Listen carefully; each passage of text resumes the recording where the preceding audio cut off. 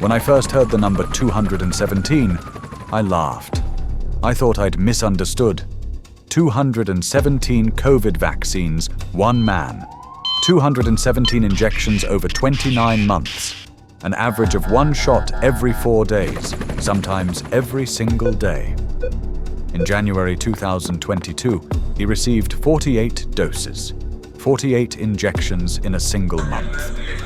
And then the Dresden Red Cross noticed. Nurses recognized his face. Police began following him. Prosecutors opened an investigation. They said he was selling fake vaccination cards, that he was running a fraud operation.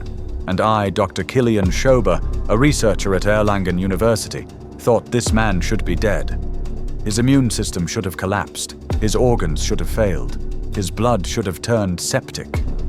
But I read the article, saw his photograph, and he was alive, healthy, standing on his own feet. And in that moment I realized something. This was impossible. It went against science, against everything we know. I needed to investigate. I needed to test him. I needed to understand how he survived.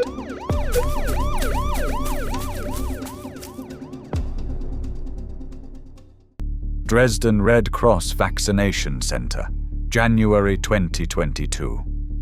It was a cold winter day, and Nurse Petra was on the morning shift. She had started at 8, and dozens of people were waiting in line.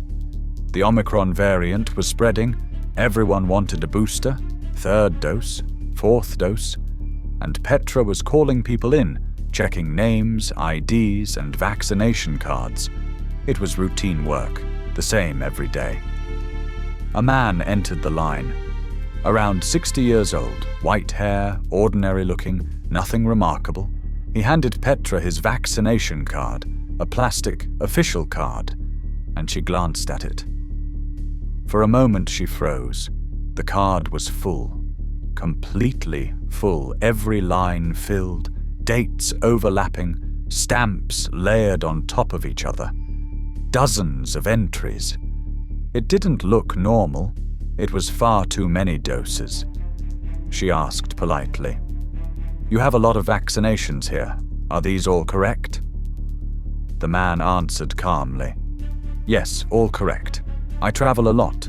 Each country has different rules, and every time they ask for a new dose." Petra half believed him, though she was suspicious, but she had no proof she administered the vaccine, another Pfizer booster, recorded it, stamped the card, and the man left. But Petra couldn't forget that card. It stayed in her mind. During her lunch break, she told her colleagues, "A man came in with a card full of vaccines, dozens of stamps." Another nurse replied, "I saw him too. Last week, same man, same card." A third nurse said, "I saw him last month. I remember his face." And suddenly they realized they were all seeing the same man over and over, far too often, in suspicious patterns. They reported it to the center director.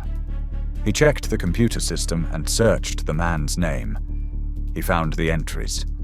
January alone, 15 doses, 15 different days, 15 different timestamps. December records, 12 doses. Then November, October. The further he went, the worse it got, 20, 30, 40.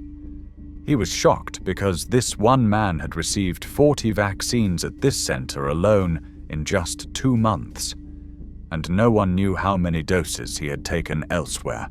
He called the police, Dresden Police, Fraud Division, and explained the situation. "There's a man receiving an abnormal number of vaccines. He might be selling fake vaccine cards. He may be filling out blank cards and reselling them. Please monitor him." Police opened a file, saved his photo from the security cameras, and began surveillance February 2022. The man returned to Dresden, to a different vaccination center this time, asking for another dose. The Red Cross had already warned all centers. "If this man appears, report it immediately," called the police. They reported him. Police arrived, asked for his ID, questioned him. The man remained calm. I'm not doing anything wrong, I'm just getting vaccinated. I'm protecting my health. That's not a crime. Police took notes, filed a report, and sent it to the Magdeburg prosecutor's office. Because the man lived in Magdeburg, the prosecutor reviewed the file and was stunned. It wasn't just Dresden. The man had received vaccines in Leipzig, Berlin, Erfurt, Chemnitz, across all of Saxony. Every city, every center, more injections. The prosecutor added the numbers. He counted 9 months, from June 2021 to March 2022. The total came to 130 documented doses, 130 verified vaccinations. An investigation was opened, an official inquiry on suspicion of fraud. The man was summoned and questioned. Why so many vaccinations? Who are you selling the cards to? How much money have you made? And every time he gave the same answer. Private reasons, I'm not selling anything. It's only for myself. Investigators couldn't find evidence, couldn't find customers, couldn't find fake cards. They had nothing to charge him with, and the case had to be closed.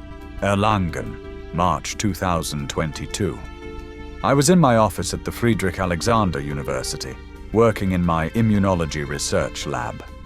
I study the immune system, COVID responses, vaccine efficacy. I was on a coffee break, reading the local Saxony news, when a headline caught my eye.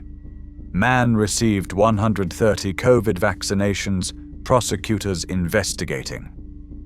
I read the entire article and was stunned. 130 doses. In 9 months, almost 1 shot every 2 days. And the man was alive, not sick, not hospitalized, not dead. According to theory, this should be impossible.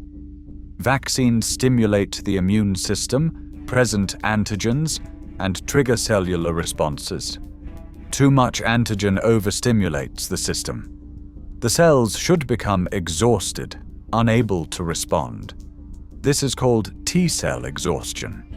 We see it in chronic infections, HIV, hepatitis B, when immune cells are constantly stimulated and eventually shut down.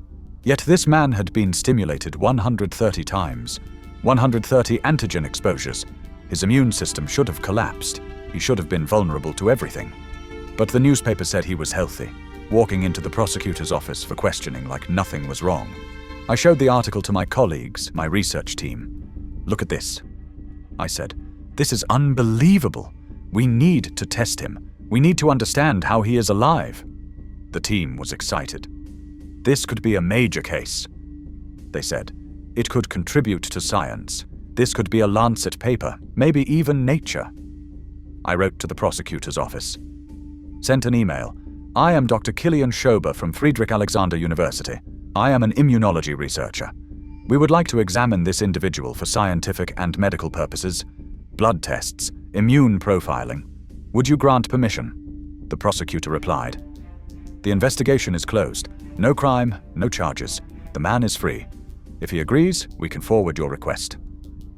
They forwarded it. The man accepted. I'm very interested, he said. I want to know too. Test me. Examine anything you want, blood, saliva, whatever you need. We scheduled an appointment April 2022, Erlangen laboratory. The man would come in, we would meet him, and we would finally see what his immune system looked like. April 2022, lab day. The team was ready, equipment prepared. Blood tubes, testing kits, measurement devices. And the man arrived. He walked through the door, a 62-year-old, average height. Neither thin nor overweight, simply normal. His face looked healthy, not pale, not sick. He smiled politely and said he was happy to help with our research. We sat down and talked. I asked questions. Why did you do this?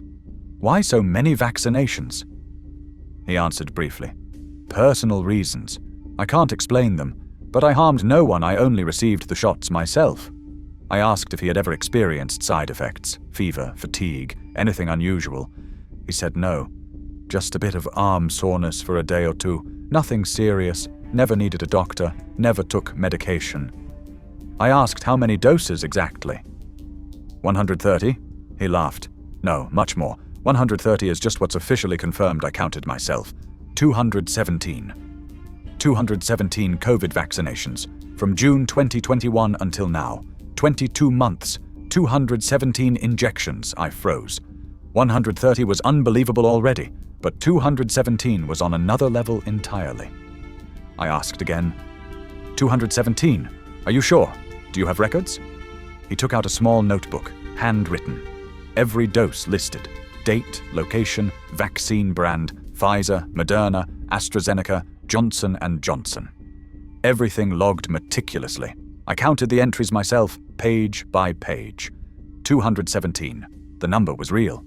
We drew blood, 3 tubes for laboratory analysis. We collected saliva samples for immune cell tests. He also provided his medical records, routine checkups over the last 2 years, done by his family doctor. We reviewed them. Liver function, normal. Kidney function, normal. Blood count, normal. Everything normal. No abnormalities anywhere. The team gathered in the lab and planned the analyses. What would we measure? Antibody levels, SARS-CoV-2 antibodies, especially spike protein antibodies. How high were they? How strong? We would measure T-cell responses, effector T-cells, memory T-cells, their numbers, their activation, their function. Were they exhausted? Still responsive? We would also test his reactions to other pathogens. Influenza? Tetanus? Did his immune system still function broadly, or was it failing? We created a control group of 29 individuals, each with the standard 3-dose vaccination schedule. We would compare them to him. Only then could we truly understand the difference. 2 weeks passed. The tests were completed. Results arrived. We met in the conference room, the projector on, graphs prepared. I presented the data. The charts appeared on the screen. Everyone stared in silence. And we were all shocked, because none of us expected what we saw. We waited 2 weeks, long, anxious weeks. The lab worked non-stop. The tests were completed, the results prepared. Then our whole team gathered in the meeting room, the projector on, graphs ready. I felt excited, but also nervous because we had no idea what we were about to find. Maybe we would discover something alarming. Maybe we would find signs of a collapsing immune system. I opened the first graph. Antibody levels. COVID antibodies. And immediately I saw his bar. It wasn't just high.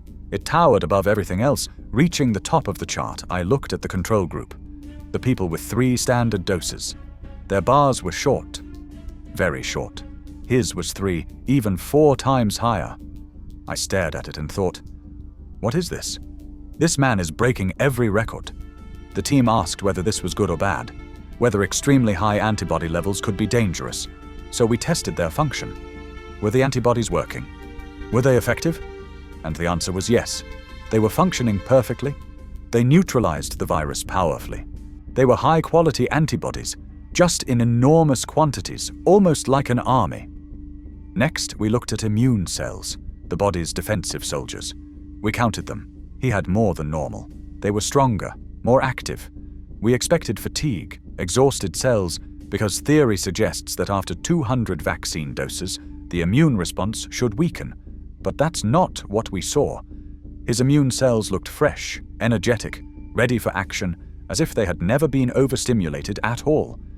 We checked his immunity against other illnesses, flu, tetanus, various pathogens. Everything was normal. The repeated COVID vaccinations had not harmed his general immune function. Only his COVID-specific immunity was unusually strong. Everything else remained stable. And then came the most unbelievable part. During the research period, he received 4 more vaccinations, 218, 219, 220. We never encouraged it, but he continued anyway. After each dose, we drew blood and analyzed it. And each time, his antibody levels increased again. His immune system kept responding, even after more than 200 doses. It was still learning, still adapting, still producing a response. The team looked at one another, stunned.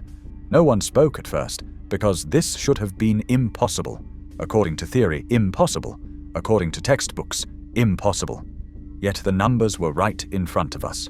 The man was sitting there, alive, healthy, and his immune system was functioning like a machine, unshaken by more than 200 vaccinations. We wrote the paper immediately, full of excitement. We titled it The Hyper-Vaccinated Individual and submitted it to The Lancet, one of the most prestigious medical journals in the world. 6 weeks later, they accepted it. They said it was a historic case. In March 2024, the article was published online, and within a single day, it exploded truly viral. CNN covered it. BBC requested a live interview. The Washington Post ran a headline. Time magazine put it on the cover. The man who got 217 COVID shots. Everyone was talking about it. Everyone was shocked. How did he survive? How did nothing bad happen?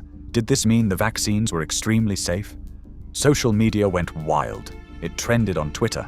It dominated Reddit, with tens of thousands of comments.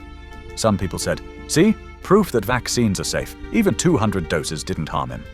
Others said, "This man is an outlier, a rare case. Don't try this yourselves." We held a press conference immediately. We explained clearly, this is a single case, a unique situation, practically a medical anomaly. It should not be normalized. 3 doses are enough. Boosters are enough. Please do not get 200 vaccinations. But by then, it was too late. The memes were already out. People joked, "I'm going to catch them all, COVID vaccines," like a Pokemon joke. Others said, "Achievement unlocked, 217 vaccines," like a video game badge, and the man, whose name we never revealed, became famous worldwide. The most vaccinated human ever recorded. A living medical record. The media investigated. Journalists dug into the story. Several theories emerged. Some believed he was selling fake vaccination cards. The Dresden Red Cross had grown suspicious after noticing he had received 90 shots in 9 months. They alerted the police, surveillance began, and prosecutors opened a fraud case. Maybe he was selling cards to anti-vaxxers. Maybe he was filling out blank certificates and selling them for cash. During the pandemic, those cards were worth gold, needed for work, for travel, for basic access to daily life. But investigators found nothing. No clients, no money transfers, no records of sales, no proof of illegal activity. They couldn't build a case. The investigation was closed. The man remained free. And why his true motivation is still unknown. That part is a mystery. Maybe he really was selling cards, cleverly, carefully, leaving no trace, dealing only in cash. Or maybe the reason was psychological. An obsession with COVID, a deep fear, a need to feel constantly protected. Perhaps he believed he needed another dose every day to stay safe. Or maybe it was a personal experiment, a curiosity, a question he wanted to answer. What would happen if I kept going? We don't know, and maybe we never will. Maybe it's better that way. The mystery remains. People keep asking questions, wondering, speculating. But for science, his intentions were not the important part.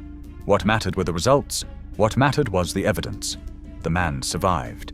His immune system functioned. The repeated vaccines did not harm him, and that alone provided valuable insight for science.